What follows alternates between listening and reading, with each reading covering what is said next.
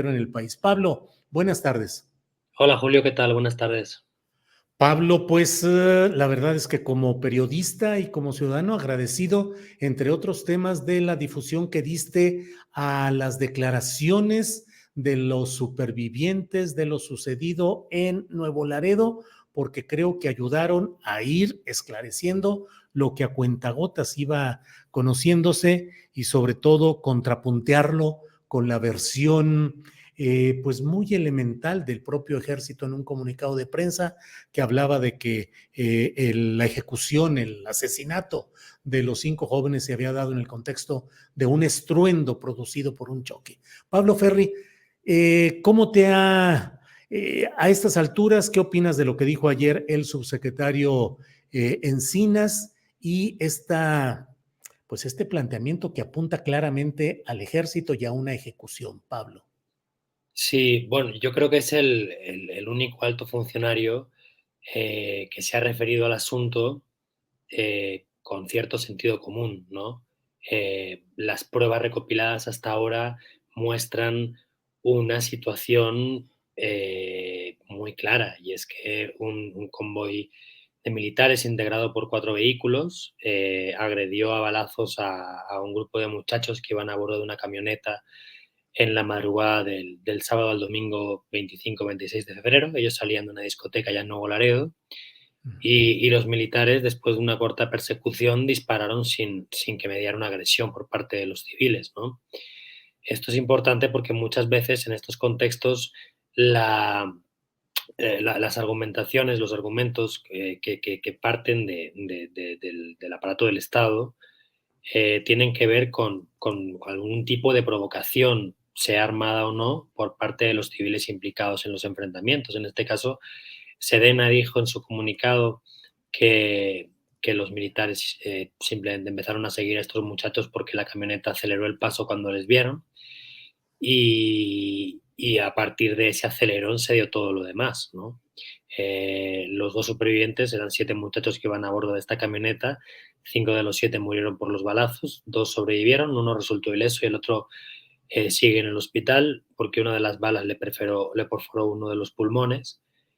Pero vamos, en sus relatos, tanto el primero como el segundo de los supervivientes cuentan una historia en la que ellos eh, fueran rápido o no. Recordemos que si sales a las 4 de la mañana de una discoteca y ya has estado tomando, pues bueno, puedes de alguna forma hacer algún tipo de tontería, pero en ningún caso puede ser motivo de que te disparen con armas de alto poder como son las que manejan los militares, ¿no? Entonces, digo, los 2 relatos de estos 2 muchachos que además coinciden, plantean una situación en la que después de esta persecución los militares abren fuego y no desde atrás, ¿no? Y esto lo digo porque la Secretaría de la Defensa en su comunicado planteaba que el estruendo que provocó el choque de la camioneta de los muchachos en el contexto de la persecución con otro vehículo que estaba aparcado en la calle habría generado una confusión en algunos de los integrantes del convoy militar hasta el punto de que dispararon, ¿no? Eso es un poco raro porque tanto Alejandro como Luis Gerardo, que son los 2 supervivientes, plantean, sobre todo Luis Gerardo, el último, plantean que los disparos vinieron desde diferentes puntos, ¿no? Desde atrás, desde luego, pero también desde el lateral y desde la parte delantera.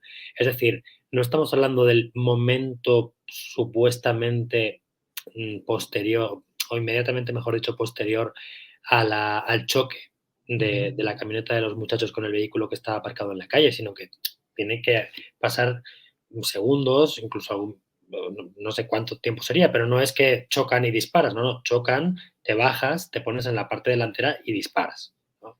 Cual, Pablo, que incluso algunos posicionamientos y registros de disparos hacen preguntarse si de verdad solo fueron 4 los tiradores. Pareciera que habrían sido más de 4.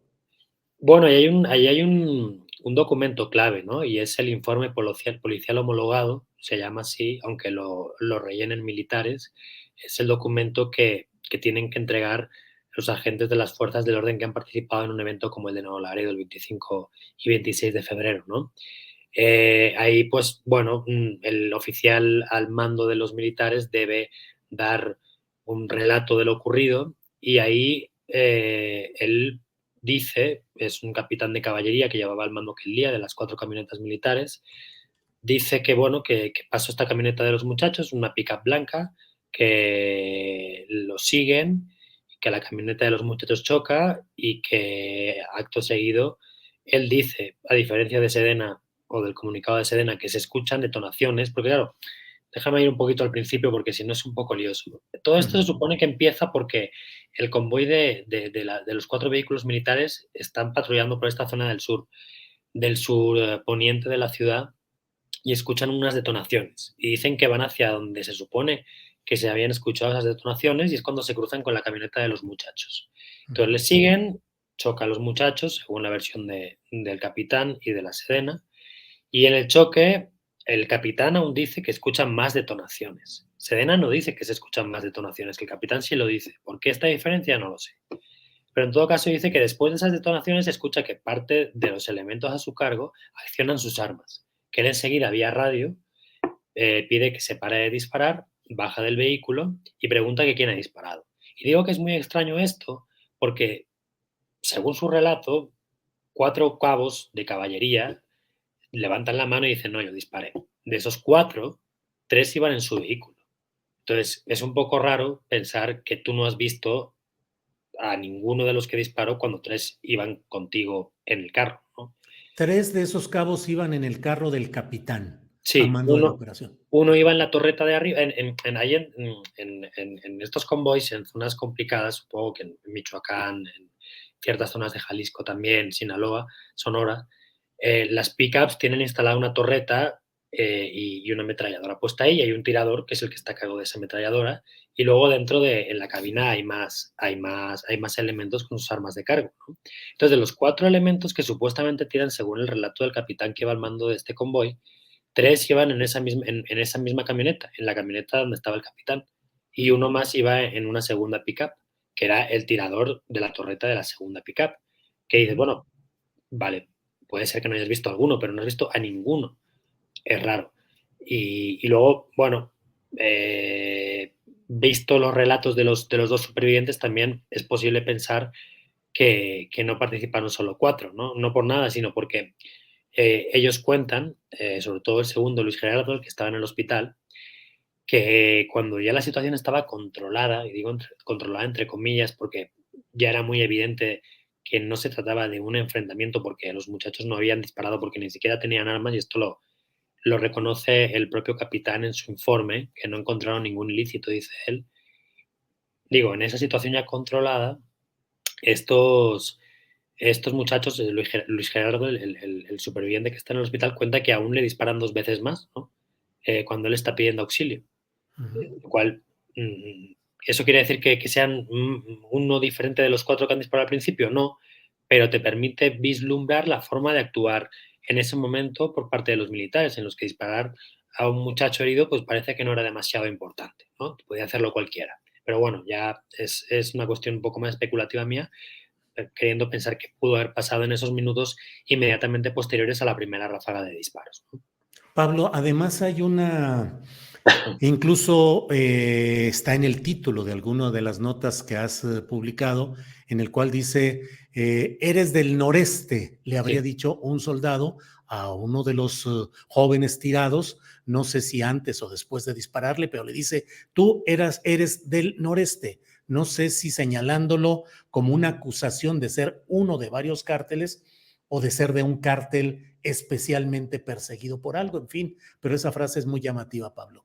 Sí, Luis Gerardo, el superviviente que resultó herido, que está en el hospital, él menciona en su declaración que uno de los gritos que proferían los militares, ya cuando se habían bajado de las camionetas y podían escucharlos, es que eran del noreste y que dónde estaban las armas, ¿no? Ujú. Cuando decían eran del noreste se refieren al cártel del noreste, que es este grupo criminal que funciona en Laredo desde hace 5 o 6 años ya, y que se supone que son herederos del grupo criminal Los Zetas, que tenían en Nuevo Laredo, entre otras locaciones, su principal bastión fronterizo, ¿no? Ujú. Esto ha sido motivo de conversación y discusión todos estos días en la zona y desde luego a nivel nacional también, porque de alguna forma, a mi entender, distorsionaba la verdadera discusión y a qué debería o en qué debería centrarse la discusión, y es si los muchachos o algunos de los muchachos tenían algún tipo de adscripción criminal, si tenían algún tipo de vínculo con el grupo criminal en cuestión, el Cártel del Noreste, si pertenecían o no.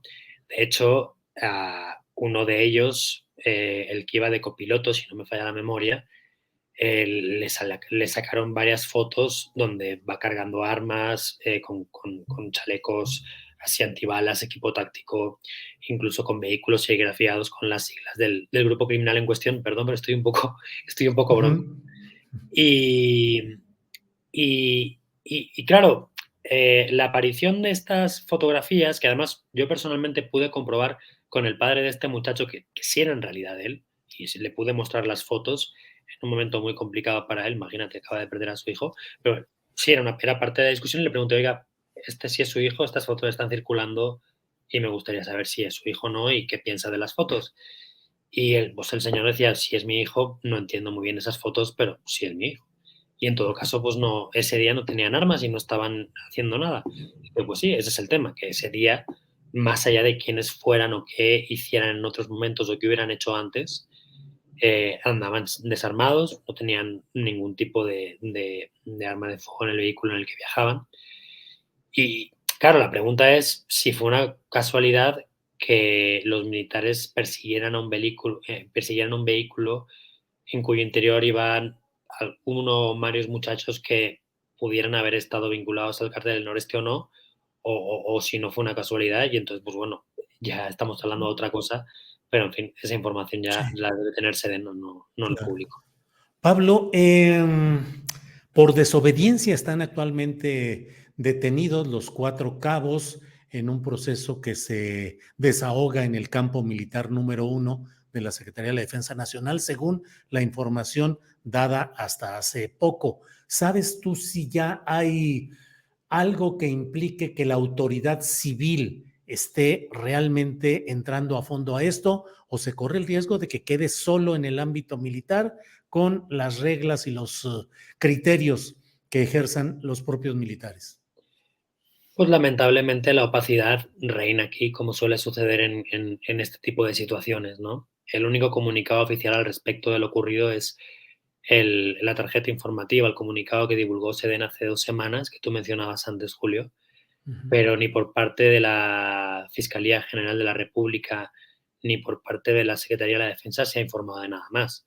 Ha trascendido que los cuatro cabos de caballería que habrían disparado han sido procesados de acuerdo a las formas de la justicia militar por un delito de desobediencia que entiendo que implica penas de hasta 2 años de prisión como mucho, pero no sabemos en qué estatus está la carpeta de investigación que ha abierto la Fiscalía General de la República al respecto. Sabemos que están trabajando, que han tomado declaración tanto a implicados, supervivientes, no sabemos si han tomado la declaración a los soldados, tampoco sabemos el estatus de los soldados, no sabemos si están eh, presos en la prisión militar del campo militar número 1 aquí en Ciudad de México, o no sabemos en qué calidad están, porque no lo han explicado, ¿no?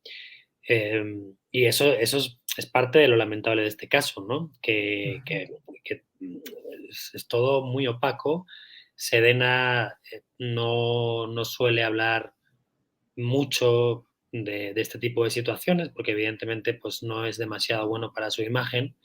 Al final son situaciones que patan con lo que pasaba en el gobierno de Enrique Peña Nieto y con lo que pasó antes en el gobierno de Felipe Calderón. Y cuanta menos información y cuanto antes se pase la página, pues mejor, ¿no? Y más si situaciones así se pueden ventilar a partir de discusiones centradas en partes marginales de la historia como la ascripción criminal o presunta ascripción criminal de los muchachos, ¿no? Pero oficialmente no sabemos prácticamente nada, no sabemos, me refiero al estatus de los militares, no sabemos si están detenidos o no, no sabemos si la fiscalía ya los acusó o no, no sabemos prácticamente nada porque nadie ha dicho nada, ni la fiscalía ni Sedena. Bien, Pablo, pues te agradezco mucho el que hayas compartido con nosotros esta información y el contexto de lo que has ido indagando, investigando y publicando. A reserva de lo que nos desees agregar, si tienes alguna observación, comentario, cualquier cosa que quieras compartir, nosotros te lo agradecemos, Pablo. Pues si me dejas, Julio, te doy 5 cifras rápidamente para entender contextualmente de qué estamos hablando, ¿no? O Sí. sea, desde enero del 2007, prácticamente el inicio del gobierno de Felipe Calderón, hasta la fecha, se han registrado en México 5.229 enfrentamientos entre el ejército, la Sedena, y presuntos agresores. O sea, de enero de 2007 a, ponte tú, febrero de 2023. Bueno, de esos 5.229 enfrentamientos, 2.390, o sea, el 45%, han ocurrido en Tamaulipas y 361 ya en los años de López Obrador. Quiero decir, esto es una continuidad de lo que ha venido pasando en los últimos 2 sexenios. Y los números que te menciono son infinitamente superiores a los registrados en cualquier otra entidad del país. Algo está pasando en Tamaulipas ahora, en el sexenio pasado y en el sexenio anterior, y ahí no ha cambiado nada. Bien, pues Pablo, te agradezco mucho esta oportunidad de platicar y estaremos atentos a lo que vaya, lo que siga sucediendo en este terreno y tienes toda la razón. ¿Qué está pasando en Tamaulipas? ¿Qué ha pasado? ¿Qué ha estado históricamente? Mm. Pablo, te agradezco mucho y seguimos en contacto. Un abrazo, Julio. Hasta luego. Hasta luego. Gracias.